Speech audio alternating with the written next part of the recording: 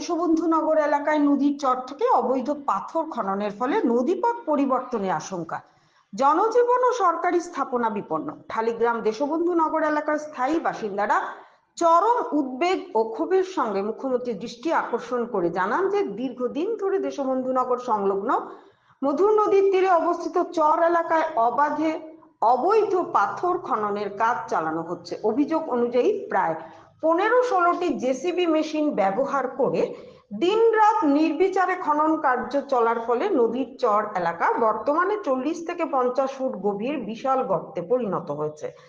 এলাকাবাসীর আশঙ্কা, আসন্ন বর্ষা মরশুমে মধুর নদী জলস্তর বৃদ্ধি পেলে নদীর স্বাভাবিক গতিপথ পরিবর্তিত হয়ে ভয়াবহ পরিস্থিতির সৃষ্টি হতে পারে।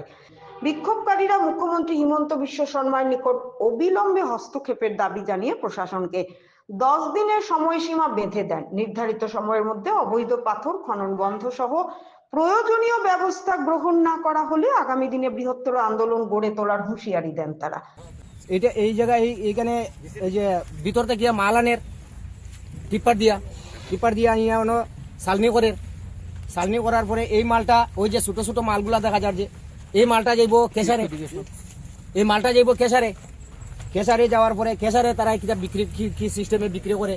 অথচ আমরা যে কোয়ারিতে যারা যারা কাজ করে এই মালের ফেসিলিটিটা কমিয়াই গেছে, কোনো বেনিফিট পাওয়া যান না।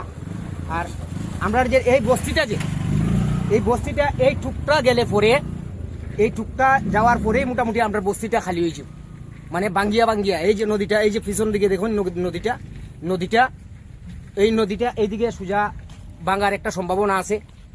তো এইগুলা বন্ধ করার লাগিয়ে আমরা চাইলাম যে আপনারা যে কোনো প্রকারে আপনারা খবরটা পৌঁছান, যাতে সবে খবর পাইয়া এটা বন্ধ করাইবার ব্যবস্থা করে।